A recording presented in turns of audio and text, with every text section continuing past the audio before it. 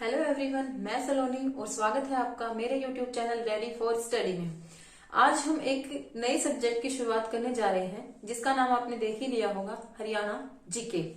Haryana GK आपके हरियाणा के कोई भी एग्जाम हो, चाहे वो आपका पुलिस का हो, चाहे पटवारी का हो, चाहे ग्राम सचिव का हो, एचटेट हो, आपका कोई भी हरियाणा का वैसा कोई भी एग्जाम है ही नहीं जिसमें हरियाणा जीके नहीं आती। तो आज से हम हरियाणा जीके की क्लास शुरू करने जा रहे हैं। तो चलिए, जो आज की क्लास है हमारी वो शुरू करते हैं। बिल्कुल शुरुआत से हरियाणा जीके को पढ़ते हैं। तो सबसे पहले हरियाणा में हम क्या पढ़ेंगे, हरियाणा के इतिहास को जानेंगे। तो चलिए, सबसे पहले इसमें हम पढ़ेंगे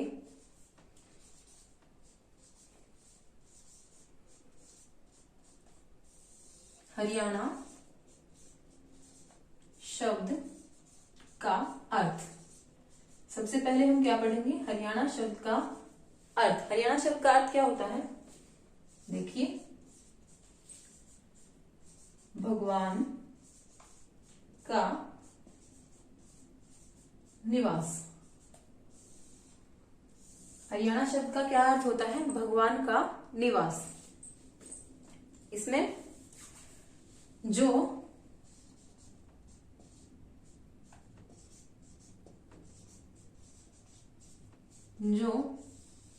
संस्कृत के हरि शब्द, हरि मीन भगवान विष्णु को हम हरि कहते थे। हरि यानी कि भगवान विष्णु जी और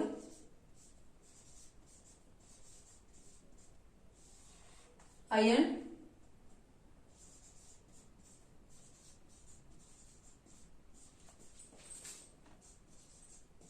अयन का अर्थ होता है निवास। अयन का क्या अर्थ होता है, निवास। से मिलकर बना है।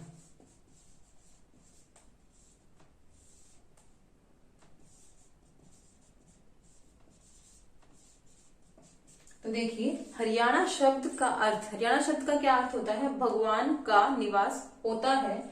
जो संस्कृत के हरि, हरि मीन भगवान विष्णु जी को हम हरि कहते हैं। जो संस्कृत के हरि और अयन का अर्थ होता है निवास, से मिलकर बना है। लेकिन हमारे कुछ विद्वान ऐसे हैं, कौन कौन से विद्वान हैं उनके अनुसार देखेंगे। मुनिचंद,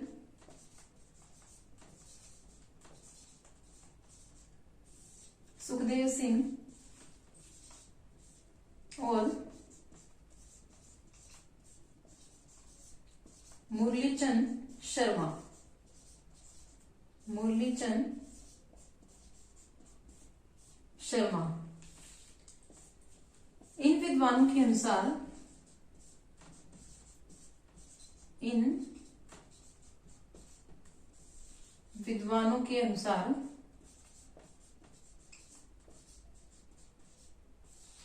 लेकिन हमारे कुछ विद्वान ऐसे हैं, मुनिचंद, सुखदेव सिंह और मुरलीचंद शर्मा, इन विद्वानों के अनुसार हरियाणा शब्द की उत्पत्ति कहां से हुई। इन विद्वानों के अनुसार हरियाणा शब्द की उत्पत्ति, हरियाणा शब्द की उत्पत्ति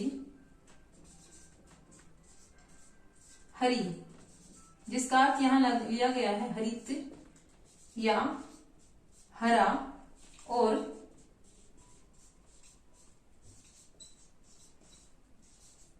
अरण्य यानी के जंगल से हुई। तो इसमें देखिए, सबसे पहले तो हरियाणा शब्द का अर्थ क्या माना गया, हरियाणा शब्द का अर्थ होता है भगवान का निवास। जो संस्कृत के हरि और अयन से लिया गया है।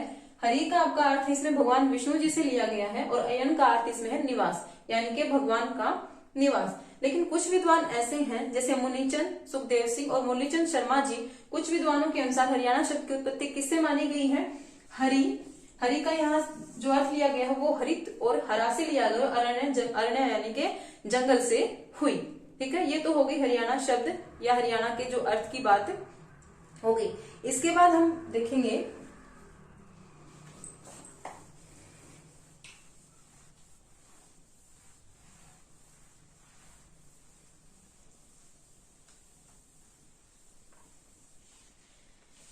सबसे पहले ध्यान से सुनिए, सबसे पहले हरियाणा शब्द का प्रयोग कहाँ किया गया था? सबसे पहले हरियाणा शब्द का प्रयोग, जो हमारा सबसे प्राचीन ग्रंथ जिसको हम मानते हैं, जो संसार का सबसे प्राचीन ग्रंथ है ऋग्वेद, उसमें सबसे पहले हरियाणा के नाम का जिक्र हुआ था। तो हरियाणा का जिक्र किस नाम से हुआ था? सबसे पहले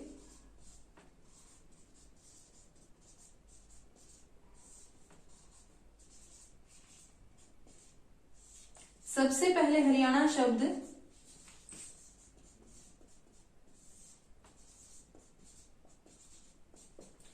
सबसे पहले हरियाणा शब्द का प्रयोग कहाँ किया गया था? संसार के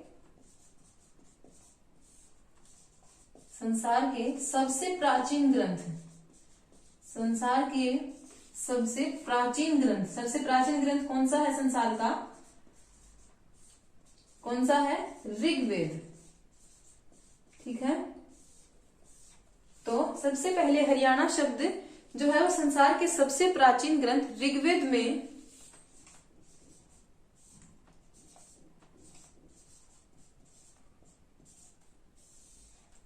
रज हरियाणा के नाम से हरियाणा का जो है वो जिक्र किया गया था। ठीक है, तो अगर आपसे कई बार एग्जाम में क्वेश्चन आया और ये आ भी सकता है कि ऋग्वेद काल में हरियाणा को किस नाम से जाना जाता था? ऋग्वेद काल में हरियाणा को किस नाम से जाना जाता था? किस नाम से जाना जाता था? रज हरियाणा के नाम से। ठीक है, इसके बाद जो हमारा पॉइंट है वो देखिए, मनुस्मृति। मनुस्मृति में कहा गया है, मनुस्मृति में कहा गया है कि सरस्वती नदी, कहा गया है कि सरस्वती नदी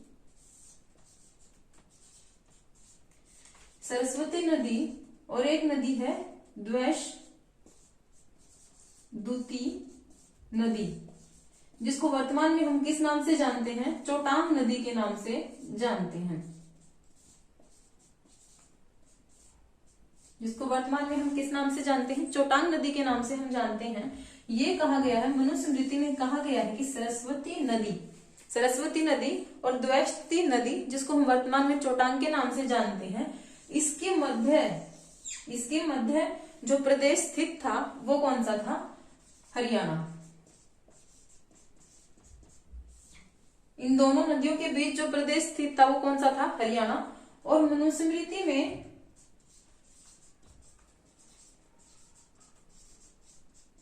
हरियाणा को ब्रह्मवृत, मनुस्मृति में हरियाणा को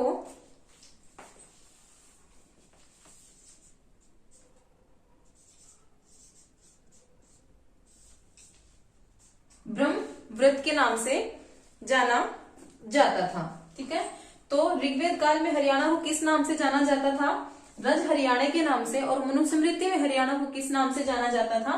ब्रह्मवृत के नाम से। ठीक है, और मनुस्मृति में क्या कहा गया है कि सरस्वती नदी और द्वैशदूती नदी, जिसको हम वर्तमान में चोटांग नदी के नाम से जानते हैं, उनके मध्य जो प्रदेश स्थित था वो कौन सा था?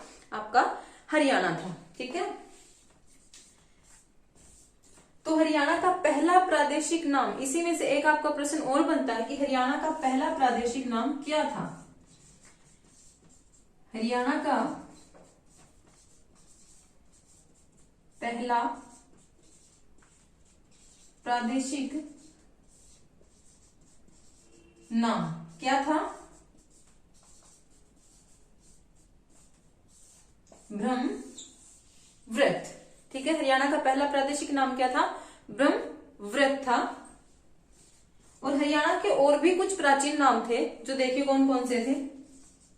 पहला तो आपका यही हो गया ब्रह्मवृत,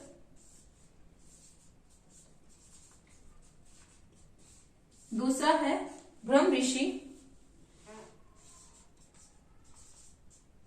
और तीसरा है आपका ब्रह्मा का उत्तरवेदी। तीसरा है आपका ब्रह्मा का उत्तरवेदी। तो अगर आप एग्जाम में कुछ पूछे जाए कि हरियाणा का प्राचीन नाम क्या था और इन तीनों में से आपको कोई एक ऑप्शन दिया जाए, तो इसमें से आपको एक ऑप्शन जो है वो चुन लेना है। तो हरियाणा के प्राचीन नाम कौन कौन से हैं? ब्रह्मव्रत, ब्रह्मऋषि और ब्रह्मा का उत्तरवेदी। ठीक है, आगे देखिए।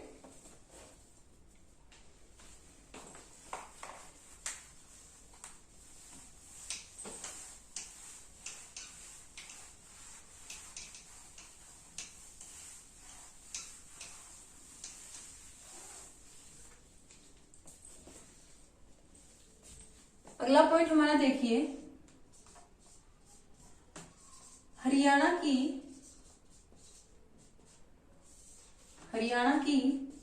प्रकृति की उत्पत्ति। ये जो क्वेश्चन है आपका पहले भी एग्जाम में आया है कि हरियाणा की प्रकृति की उत्पत्ति किससे मानी जाती है?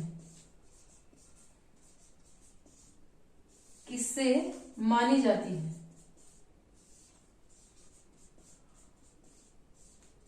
हरियाणा की प्रकृति की उत्पत्ति किससे मानी जाती है? तो किससे मानी जाती है? ब्रह्मा जी से। किससे मानी जाती है हरियाणा की प्रकृति की उत्पत्ति? ब्रह्मा जी से मानी जाती है। और अगला पॉइंट देखिए, सुदाश। ये क्या था? सुदाश नाम का एक भारतवंशी राजा था। सुदाश क्या था? भारतवंशी राजा था। भारतवंशी राजा था जिसने अपने विजय अभियान की शुरुआत कहां से की थी? हरियाणा से की थी।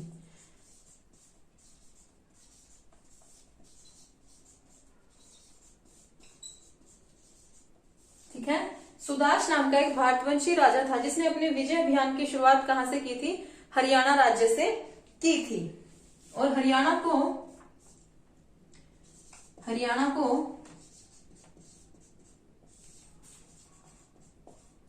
आदि सृष्टि का जन्म स्थान भी कहा जाता है। हरियाणा को आदि सृष्टि का क्या कहा जाता है? जन्म स्थान भी कहा जाता है। ठीक है, तो हरियाणा की प्रकृति की उत्पत्ति किससे मानी जाती है? ब्रह्मा जी से मानी जाती है। और अगला पॉइंट हमारा, सुदाश नाम का एक भारतवंशी राजा था जिसने अपने विजय अभियान की शुरुआत कहां से की थी? हरियाणा से की थी।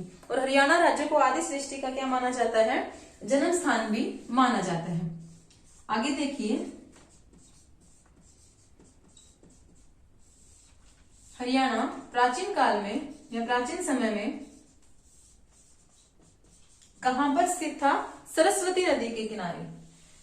हरियाणा प्राचीन काल में सरस्वती नदी के किनारे स्थित था। कहां स्थित था? सरस्वती नदी के किनारे। लेकिन वर्तमान में यह कहां स्थित है?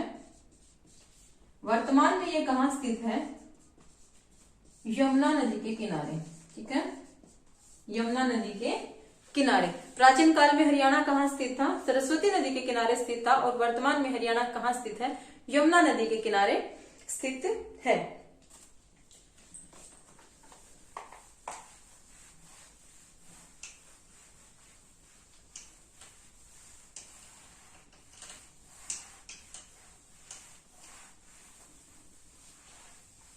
तो हमारे प्राचीन ग्रंथों में हरियाणा के जो नाम दिए गए हैं वो क्या क्या थे?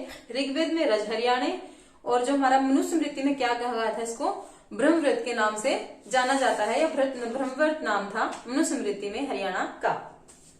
अब इसके बाद जो हम इस पॉइंट पे आते हैं वो है बौद्ध साहित्य। बौद्ध साहित्य।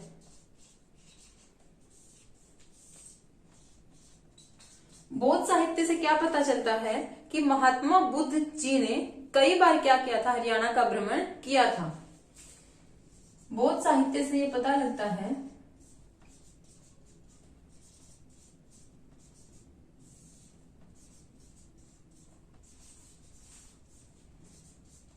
बौद्ध साहित्य से ये पता लगता है कि महात्मा बुद्ध जी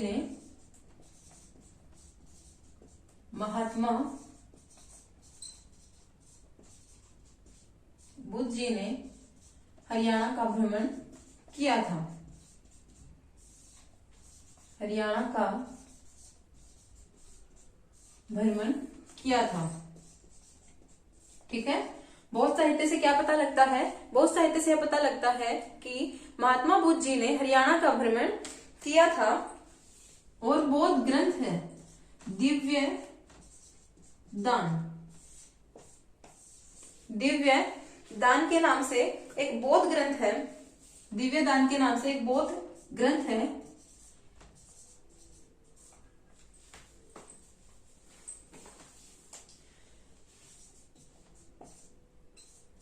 दिव्य दान के नाम से एक बौद्ध ग्रंथ है, जिसमें क्या मिलता है? हरियाणा के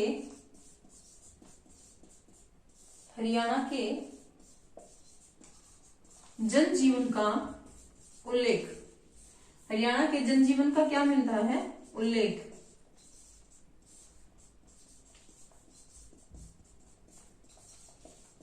तो दिव्य दान नाम का एक बौद्ध ग्रंथ है जिसमें हरियाणा के जनजीवन से संबंधित जो क्या है वो उल्लेख मिलता है।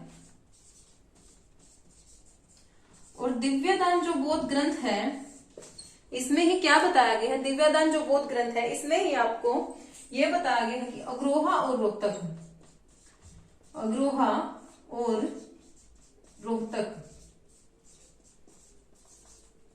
अग्रोहा और रोहतक, वो ये आपको बौद्ध साहित्य की दिव्यदान ग्रंथ में ये बताया गया है कि उस समय बौद्ध धर्म के जो प्रचार प्रसार के जो प्रमुख केंद्र थे वो थे आपकी अग्रोहा और रोहतक। ठीक है। तो बौद्ध साहित्य में हमने पढ़ा कि बौद्ध साहित्य में इस बात का जिक्र मिलता है कि जो महात्मा बुद्ध जी थे उन्होंने कई बार हरियाणा का भ्रमण किया गया था। और दिव्यदान के नाम से एक बौद्ध ग्रंथ है जिसमें हरियाणा के जनजीवन से जो जनजीवन का क्या मिलता है उसमें उल्लेख मिलता है। और दिव्यदान में ही ये बताया गया है कि जो बौद्ध धर्म के प्रचार प्रसार के उस समय जो प्रमुख केंद्र थे हरियाणा के वो थे आपके अग्रोहा और रोहतक। ठीक है। तो ये हो गया बौद्ध साहित्य। इसके बाद हम पढ़ेंगे जैन साहित्य।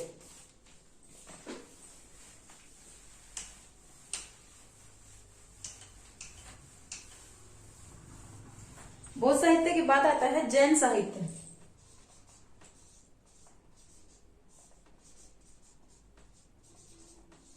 जैन साहित्य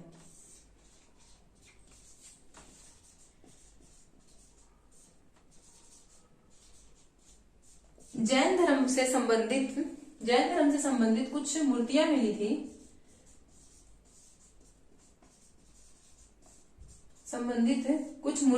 थी, और वो कहां से मिली थी? हरियाणा के हांसी और रानिया से। कहां से मिली? हरियाणा के हांसी और रानिया स्थान से जैन धर्म से संबंधित क्या मिली थी? मूर्तियां मिली थी। और जो जैन साहित्य में ये बताया गया है कि जैन धर्म से जो सांस्कृतिक केंद्र था, जैन धर्म जो प्रचार प्रसार में था, जो उसका जो सांस्कृतिक केंद्र बनाया गया था वो अग्रोहा को बनाया गया था। किसको बनाया गया था? अग्रोहा को बनाया गया था। अग्रोहा क्या था? सांस्कृतिक केंद्र था।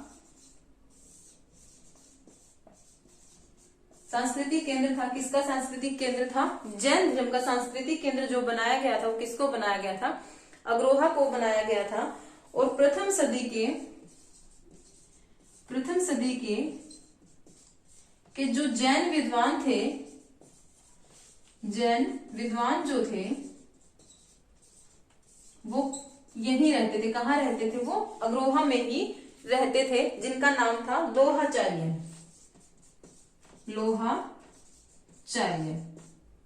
ठीक है। तो ये होगी जैन साहित्य से संबंधित जो जानकारी थी वो जैन साहित्य। जैन धर्म से संबंधित जो मूर्तियां मिली है वो हरियाणा के हांसी और रानिया से प्राप्त हुई हैं। और जैन धर्म का जो समय जो सांस्कृतिक केंद्र जो बनाया गया था वो हरियाणा के अग्रोहा जो शहर था उसको जैन धर्म का सांस्कृतिक केंद्र बनाया गया था। और जो प्रथम सदी के जो जैन विद्वान थे, लोहाचार्य नामक जो जैन विद्वान थे, वो कहाँ रहते थे? वो यही रहते थे। तो ये हो गई आपकी जैन साहित्य से संबंधित जो जानकारी थी वो।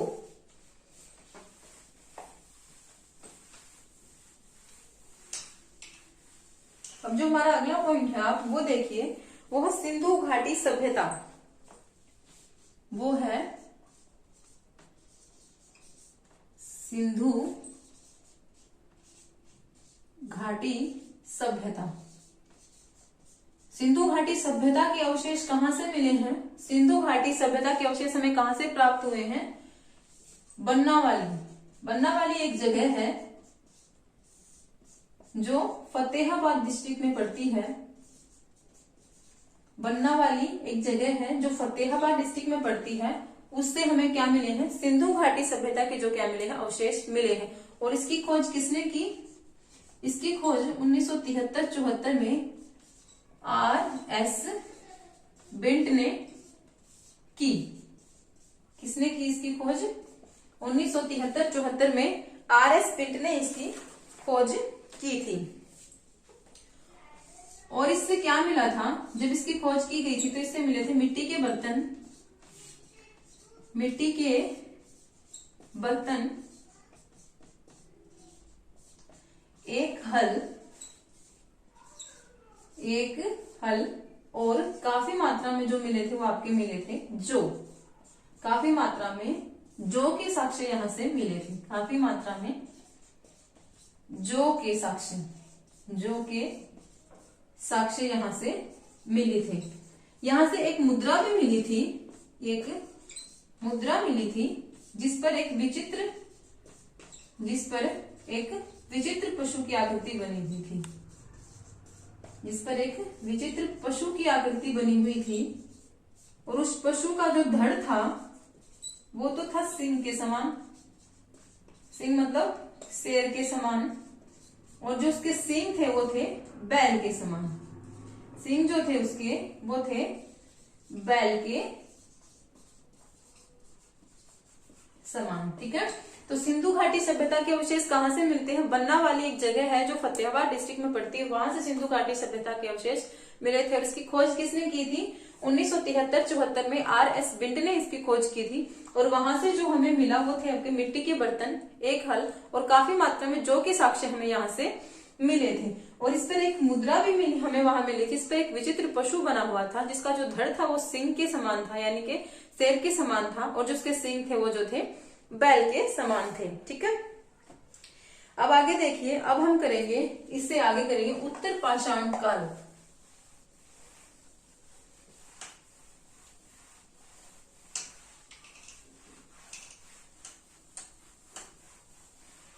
इसके बाद है उत्तर पाषाण काल।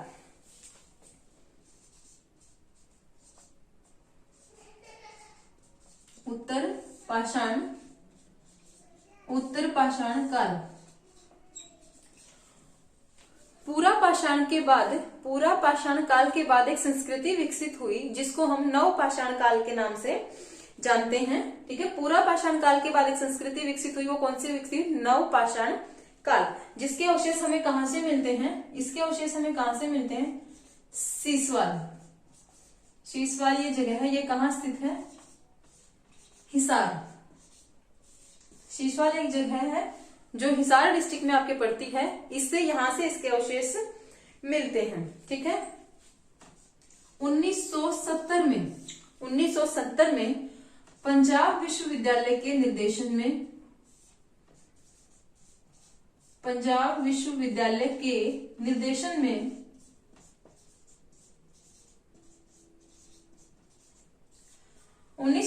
पंजाब विश्वविद्यालय के निर्देशन में डॉक्टर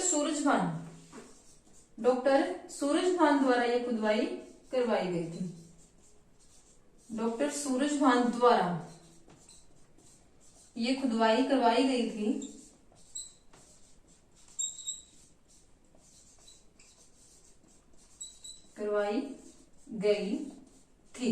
ठीक है। तो उत्तर पाषाण काल, इसके अवशेष हमें कहां से मिलते हैं? शीशवाल, हिसार से मिलते हैं। और इसकी जो 1970 में पंजाब विश्वविद्यालय के निर्देशन में जो सूरजभान थे, डॉक्टर सूरजभान द्वारा ये खुदाई करवाई गई थी। ठीक है। अब आगे जो हम करेंगे पॉइंट हमारा रहेगा वो मौर्य काल। उत्तर पाषाण काल के बाद हम कहां पहुंचे? मौर्य काल पे। उत्तर पाषाण काल के बाद हम करेंगे मौर्य काल। सर्वप्रथम हरियाणा जो था आज से 324 से 332 ईस्वी पूर्व। सर्वप्रथम हरियाणा 323 ईस्वी से 332 ईस्वी पूर्व क्या था? मौर्यों के अधीन था। मौर्यों के अधीन था।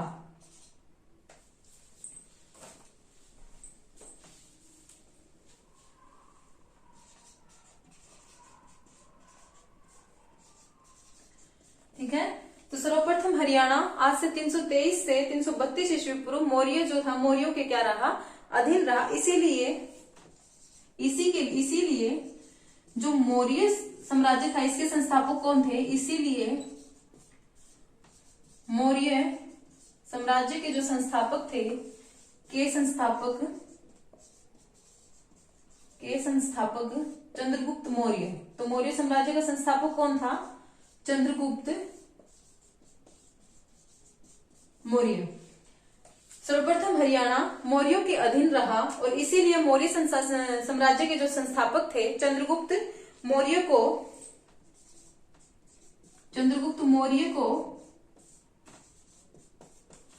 मौर्य साम्राज्य के संस्थापक चंद्रगुप्त मौर्य को हरियाणा में स्थित जनपद का क्या माना जाता था? शासक। चंद्रगुप्त मौर्य को हरियाणा में स्थित जनपद का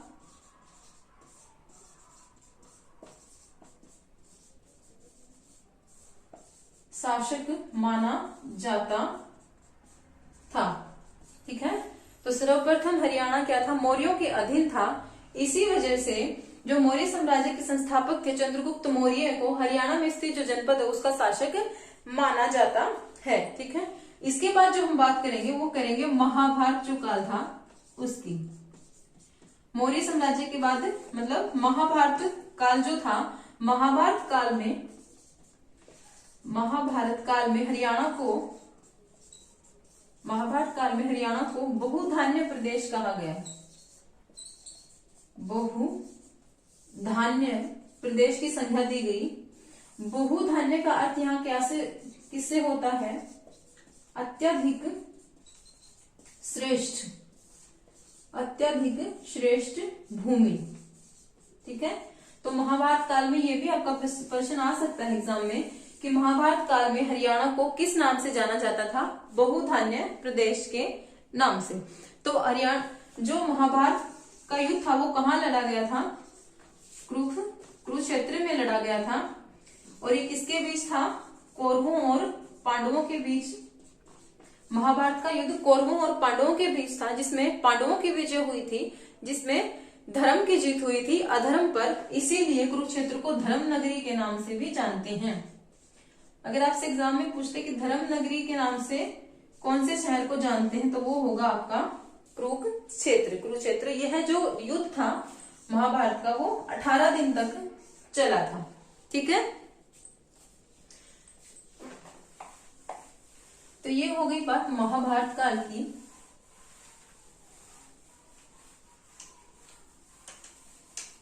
इसके बाद जो आया वो आया यौधेय गणराज्य। इसके बाद आया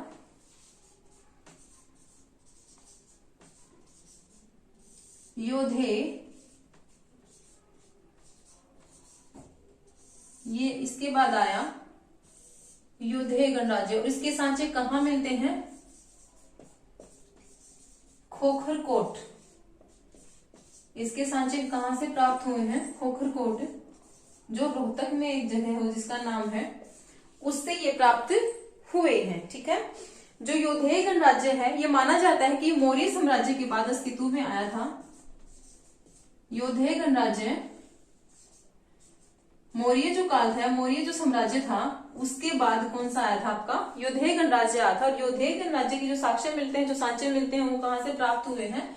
खोखरकोट, रोहतक से प्राप्त हुए हैं। ठीक है, और जो यौधेय गणराज्य के बाद जो आया वो आपका आया, अस्तित्व में आया चौधेय गणराज्य। यौधेय गणराज्य के बाद अस्तित्व में कौन सा आया? चौधेय गणराज्य आया। और इसकी राजधानी कौन सी थी?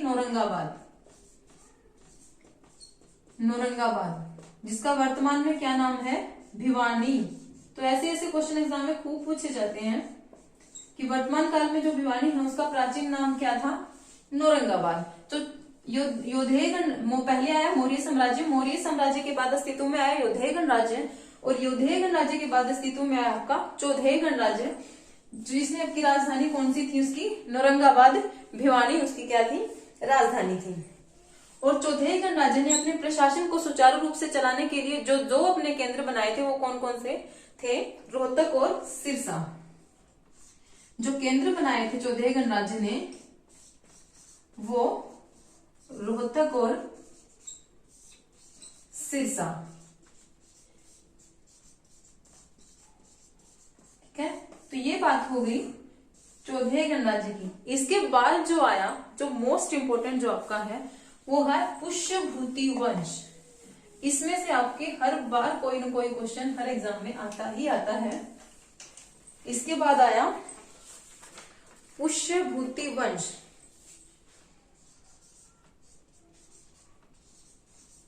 पुष्यभूति वंश, तो पुष्यभूति वंश का सबसे शक्तिशाली राजा या शासक कौन था, ध्यान से देखिए। सबसे शक्तिशाली राजा कौन सा था पुष्यभूति वंश का, आपका था प्रभाकर वर्धन। प्रभाकर वर्धन की जो पत्नी थी वो थी यशोमती। प्रभाकर वर्धन की जो पत्नी थी वो कौन सी थी, यशोमती इसकी पत्नी थी। और इनकी 3 संतान थी। पहली थी राज्यवर्धन जो इनका बड़ा पुत्र था, फिर इनकी बहन थी, और प्रभाकर वर्धन और यशोमती की क्या थी, पुत्री थी राजश्री, और सबसे छोटा जो इनका पुत्र था वो था हर्षवर्धन। तो ये इनकी 3 संतान थी। तो और इन प्रभाकर उस टाइम उसकी राजधानी कौन थी, स्थानेश्वर। स्थानेश्वर राजधानी थी। और स्थानेश्वर जो राजधानी थी उसमें उस समय किसी कारण से विद्रोह उत्पन्न हो गया, और उस विद्रोह को दबाने के लिए क्या उत्पन्न हो गया, विद्रोह उत्पन्न हो गया। और उस विद्रोह को दबाने के लिए प्रभाकर वर्धन ने अपने जो बड़ा पुत्र था उस राज्यवर्धन, उसको वो विद्रोह दबाने के लिए भेज दिया स्थानेश्वर। तो राज्यवर्धन तो था वो जो विद्रोह था वो दबाने में तो वो कामयाब हो गया, लेकिन जब वो विद्रोह दबा के वापस लौटा तो उसको पता लगा कि जो उसके पिता थे प्रभाकर वर्धन, उनकी क्या हो गई है, मृत्यु, ठीक है। तो उस समय क्या थी, एक प्रथा प्रचलित थी जो थी सती प्रथा। तो प्रभाकर वर्धन की जब मृत्यु हो गई तो यशोमती जो राज्यवर्धन की माँ थी वो भी उनके साथ क्या हो गई, सती हो गई। तो राज्यवर्धन जब लौट के आया तो उनको पता चला कि उनके पिता और माता दोनों की मृत्यु हो गई है। तो राज्यवर्धन था जो वो राजा बनना नहीं चाहता था, लेकिन अपने भाई और बहन के कहने पर वो क्या बन गया, राजा बन गया, ठीक है। और राजश्री की जो शादी हुई थी, जो उनका विवाह हुआ था, वो ग्रह बर्मा था, उनसे जो क्या हुआ था, राजश्री का विवाह हुआ था। और इनकी क्या कर दी गई थी, हत्या। उनकी क्या कर दी गई थी, हत्या। और वो हत्या किसने की, वो की मालवा के राजा देवदूत ने। वो हत्या किसने की, मालवा के राजा थे देवगुप्त, उन्होंने किसकी हत्या की, राजश्री का जो पति था ग्रहबर्मा, उसकी हत्या कर दी गई। ये बात इसके बाद पता चली राज्यवर्धन को, जो राजा था। तो राज्यवर्धन ने ये बात अपनी बहन को नहीं बताई, इस डर से कि वो भी सती हो जाएगी, और वो ये बात बिना बताए ही अपनी जो बहनोई है उसकी मौत का बदला लेने कहाँ चला गया, राजा देवगुप्त के पास चला गया। और वहां उसने क्या कर दी, राजा देवगुप्त की हत्या कर दी, ठीक है। देवगुप्त की हत्या कर दी, लेकिन जो राजा देवगुप्त था उसका एक दोस्त था शशांक,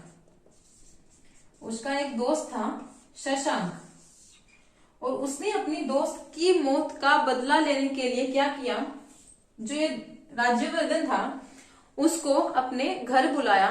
किस लिए बुलाया, अपनी बहन से शादी के प्रस्ताव को लेकर अपने घर बुलाया, और घर बुलाकर जब वो खाना खा रहा था राज्यवर्धन, तो धोखे से उसको क्या कर दिया, मार दिया। तो राज्यवर्धन की ऐसे क्या होगी, मृत्यु हो गई। और राज्यवर्धन की मृत्यु के बाद जो राजा बनाया गया वो बनाया गया हर्षवर्धन को। राज्यवर्धन के बाद राजा कौन बना, हर्षवर्धन जो है वो राजा बना।